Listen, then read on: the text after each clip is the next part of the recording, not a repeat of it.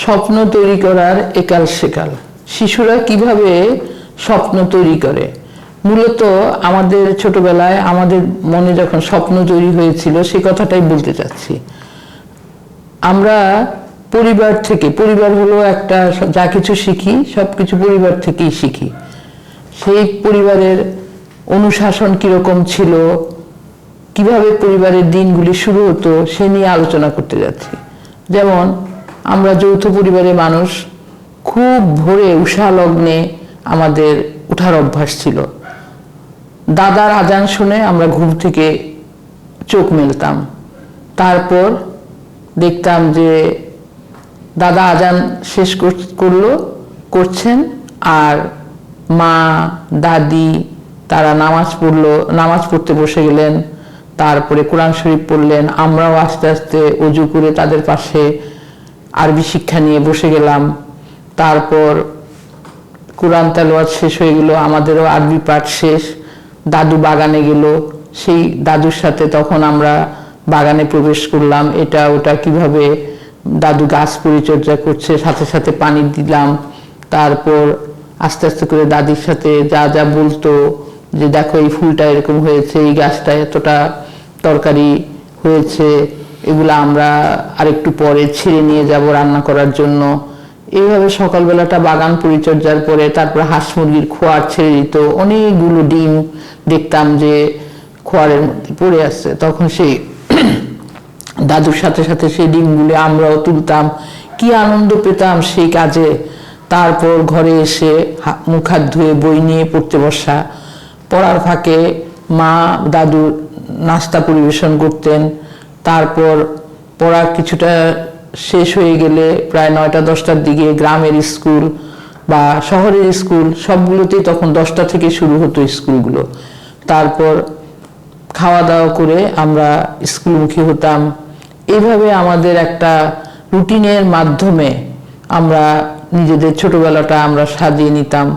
বিকেলে বাসায় ফিরে তারপর একটু খেলাধুলা করে আবার সন্ধ্যার সময় মাগরিবের নামাজ আদায় করে পড়তে বসা, রুটিন মাফিক কাজ, এতে কোনো ব্যত্যয় নাই।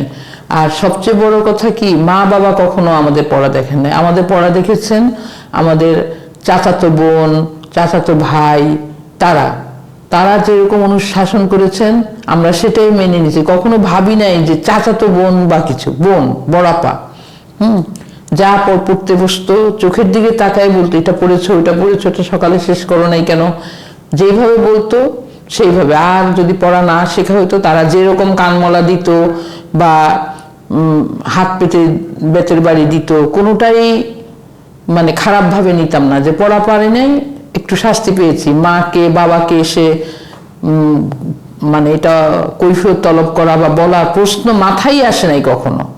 তারপর এভাবে আমাদের শৈশবকালগুলো প্রায় বেশিরভাগ শৈশবকালই সবারই শৈশবকালগুলো এরকম ছিল। হ্যাঁ, তারপর একসাথে খেতে বসা, তারপরে অনেক ভাই বোন ছিলাম আমরা। তারপর ডিম, কখনোই এখনকার ছেলেমেয়েরা 1টা 2টা 3টা ডিম দিয়েও অনেক নাস্তা করে। হ্যাঁ, কিন্তু আমাদের সময় ডিম, আস্ত ডিম খাবো এটা তো চিন্তাই করা যায় না। সব সময় সারা জীবন দেখছি ডিমটাকে ভাগ করে পরিবেশন করতো, কিন্তু আমরা কোনো দিন কিছু বলি না।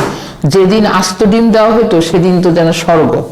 তো এইভাবে আমরা যে আমাদের ছোটবেলাটা আমরা যে চোখের সামনে বড়দের কথা মান্যতা করে আমরা বেড়ে উঠেছি, বর্তমানে যে আমরা এটা দেখতে পাই না, এটার জন্য কে দায়ী? এটার জন্য কি শিশুরা দায়ী? না, মোটেও না, এটার জন্য আমরাই দায়ী। আমাদের পরিবারগুলো এখন অনুপরিবার হয়ে গেছে, বাবা মা ছাড়া পরিবারে আর কোনো সদস্য নাই, তাহলে শিশুরা কোথার থেকে শিখবে? হ্যাঁ, এই যে আমি তো সারা জীবন চাকরি করলাম, ছেলেমেয়েরা একদিন দেখি আমাদের কলেজে, আমি রাজুক উত্তরা মডেল কলেজে প্রায় 27 বছর জব করেছি। তো সেখানে আমাদের একটা ছিল, প্রতি মাসিক একটা ছাত্রদের ক্যাপ্টেনদেরকে নিয়ে একটা মিটিং হতো। প্রিন্সিপাল ভাইস প্রিন্সিপাল মিটিং করতো।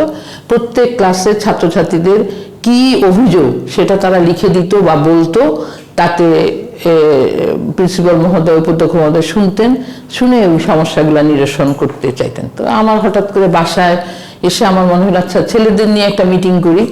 তো বললাম কি আজকে তোমাদের কি কি সমস্যা সেগুলো শুনবো ছুটির দিন। তো আমার বড় ছেলে একরকম নোট করলো, মেজো ছেলে একরকম নোট করলো, ছোট ছেলে তখন একেবারেই ছোট, কিছু বলতে পারে না।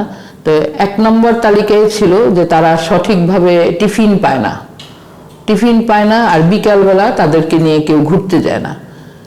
দেখে এতই মর্মাহত হলাম যে মনটা খুব খারাপ হয়ে গেল। তারপর 3 নম্বর হলো যে স্কুলে থেকে গেটে থেকে যখন ওরা আসে, তো ওরা সবার বাবা মাকে দেখে, কিন্তু আমাদেরকে দেখতে পায় না ওরা। আমরা দুজনেই চাকরি করি, হঠাৎ কোনো সময় হয়তো ওদের বাবা আনতে যেত, আমি তো একেবারেই পারতাম না, কারণ কঠিন অনুশাসনের মধ্যে রাজুক কলেজ চলে, সেখানে আমি ভোর 6টায় বেরিয়ে যাই, প্রশ্নই আসে না। তো এইরকম আমাদের যে জীবন যাত্রা, সেখান থেকে যৌথ পরিবারের যে মূল্যবোধগুলা, সততা, নিয়মানুবর্তিতা, দায়িত্বশীলতা, এগুলো কোথা থেকে তারা শিখবে? তারা তো যৌথ পরিবার বুঝেই না। তাদেরকে যতই আমরা বুঝাই না কেন যে না এটা তোমার, ওইটা তোমার, এইভাবে করতে হবে, ওইভাবে করতে হবে, তাদের কাছে এগুলো দুর্বোধ্য মনে হয়। আর তাছাড়া আমাদের পারিবারিক শিক্ষাগুলো এখন এত মানে অন্য টাইপের হয়ে গেছে, যেটা বলার, আমরা মা বাবারাই নিজেদেরকে তৈরি করতে পারি না, তো শিশুরা কিভাবে তৈরি হবে? আমাদের মা বাবাদেরই কোনো লক্ষ্য নাই, আমরা নিজেরাই অস্থিরতায় ভুগি, নিজেদেরই আমরা পরশ্রী কাতরতায় ভুগি, ভাবি যে ওদের এটা আছে আমাদের এটা নেই। তো শিশুরা তো আরো ভাববে। তারপর আরেকটা জিনিস, যেটা আমরা ছোটবেলায় আমাদের বাড়িতে যদি কোনো অতিথি আসতো, আমরা আদব কায়দা কিভাবে শিখতাম, যে আগে থেকে 2 দিন আগে থেকে ঘর গুছানো, তারপর অতিথি আসলে কি করতে হবে, তারপর শীতল পাটি বিছিয়ে দিতে হবে, পাখা আগায় দিতে হবে, স্যান্ডেল আগায় দিতে হবে, তারপর অতিথিদের সামনে হালুম হুলুম করে খাওয়া যাবে না, আগে বড়রা খাবে, তারপরে আমরা খাবো। হ্যাঁ, কিছুতেই যেন খাবার সামনে লোভের বিষয়টা না আসে। এভাবে একটা কঠিন সংযমের মধ্যে আমরা চলতাম। এবং সত্যি কথা কি, সেটাতে কত আনন্দের, বাড়িতে অতিথি আসা মানেই প্রচন্ড খুশি, কারণ ওই দিন ভালো পোলাও। এখনকার মতো দিন প্রতিদিন সবার ঘরে মুরগি থাকে, প্রশ্নই আসে না। আমাদের সময় মাসে একবার মুরগি আসলে অনেক, ধন্য। তারপরে আবার যদি মেহমান আসতো তাহলে তার কোনো কথা নেই। আমার একবার মনে আছে, আমার এক ফুপা আমাদের বাসায় আসলেন, বড় ধরনের নরসিংদীর ছাগল কলা, খুব বিখ্যাত, নিয়ে আসলেন। আমরা কি খুশি যে ফুপা এত বড় ছাগল কলা নিয়ে আসছে। তো কারণ আমাদের আব্বা আম্মাও খাওয়াতো, কিন্তু সব কিছু একদম নিয়মের মাধ্যমে, সংযম। খাওয়া দেখলে আগায় যাওয়া, হামলায় পড়া, এগুলা তখন আমাদের শিশুরা, আমরা তখন এগুলা বুঝতে শিখি না। মা আগে ভাগ করে দিবে, তবে আমরা পাবো। এবং বছরের প্রতিটা ফল, সিজন আমরা পাড়া প্রতিবেশীদেরকে না দিয়ে কোনো দিন খাইনি, এমন কোনো ঘটনা নেই। পাড়া প্রতিবেশীরাও আমাদেরকে দিত, আমরাও তাদেরকে দিতাম। ভালো রান্না হলে 1 প্লেট খাবার পাশের বাড়িতে দিয়ে আসতেই হতো, আবার তারাও আমাদেরকে খাবার অবশ্যই অনেক যত্ন সহকারে এসে দিয়ে যেত। এই যে কালচারগুলো, এগুলো তো এখন ভাবাই যায় না। ছেলেমেয়েদেরকে বললে ওরা আস্তে করে এড়িয়ে যাবে, যে এটা বড়দেরকে সালাম আদাব দেওয়া, এটা আবার কি জিনিস এটা। কিন্তু এই যে বাচ্চাদের শিশু বয়স থেকে এগুলা না শিখালে, বাচ্চারা যে আজকে এই মানে আমরা যে বলি বাচ্চারা কিছু শিখে না, বাচ্চারা কিছু জানে না, এটা ওদের দোষ না, আমাদের দোষ। আমরা তাদেরকে গড়ে তুলতে পারি নাই, যার ফলে আমাদের আজকে এই অস্থিরতা বিরাজ করে। ওদের সামনে কোনো আদর্শ নাই, ওরা কোনো উদ্দেশ্য আদর্শ কিছুই খুঁজে পায় না। তাহলে ওরা কিভাবে বড় হবে? ওদের বড় হওয়ার স্কোপটা কোথায়? সুতরাং আমি বলবো যে আমাদেরকে ধৈর্য ধরতে হবে, বাচ্চাদেরকে বুঝাতে হবে। একটা বাচ্চা পড়া না পারলে তাকে আমরা কি করি, এই পড়া শিখছো না কেন, ধমকাচ্ছ কেন, ওইদিকে তাকাচ্ছ কেন, এটা অনেক ব্যাপার আছে। মূলত বাচ্চাদের কোয়ালিটি, অনেক বাচ্চা আছে সবকিছু একবারে বুঝে, আবার কিছু বাচ্চা আছে যে আমরা দেখি যে ক্লাসে এদিকে তাকায় ওদিকে তাকায়, আসলে এটা ওর দোষ না, ও অমনোযোগী না, ও এই টাইপেরই একটা শিশু। হ্যাঁ, এটাকে নাকি অ্যাঞ্জেলিক, মেডিকেল সায়েন্সের ভাষায় আমার ছেলে বললো যে এরা হলো অ্যাঞ্জেলিক টাইপের শিশু, যে অযথা আমরা বলি এই তুমি হাসতেছো কেন, আসলে তা না, ওর হাসাটা ও এমনি হাসে, ওর মানে জিনগতভাবেই ও হাসে। কিন্তু আমরা কি করলাম, না জেনে না বুঝে ওই শিশুর ক্লাসিফিকেশনটা আমরা না জেনেই ওকে দাঁড়াও, বেঞ্চের উপরে দাঁড়াও, তাকে সবার সামনে লজ্জা দিলাম, শাস্তি দিলাম। হ্যাঁ, আমরা লজ্জা দেওয়াটাকে কিছুই মনে করি না, ও যে লজ্জা পেল এটাকে আমরা কিছুই মনে করলাম না। এভাবে গেলে তো হবে না, কারণ ওরা তো শাসনের সাথে অভ্যস্ত না। আমরা শাসনের সাথে অভ্যস্ত, আমরা ছোটবেলায় বড়দের কথা মেনে চলে দেখে আমরা অভ্যস্ত। ওরা তো সেটা, আমরা প্রথমেই বাচ্চারা খাও আসো আসো, বাচ্চারা এটা নাও ওটা নাও, ওরা দেখে আসছে যে আমরা, কিন্তু আমরা তাদেরকে সঠিকভাবে পরিচালিত করতে পারতেছি না। সুতরাং আমাদেরকে এই দায়ভার আমাদেরকেই নিতে হবে।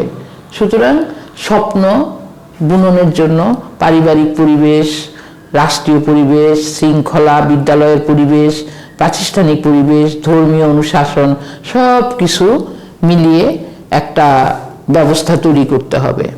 ধন্যবাদ সবাইকে।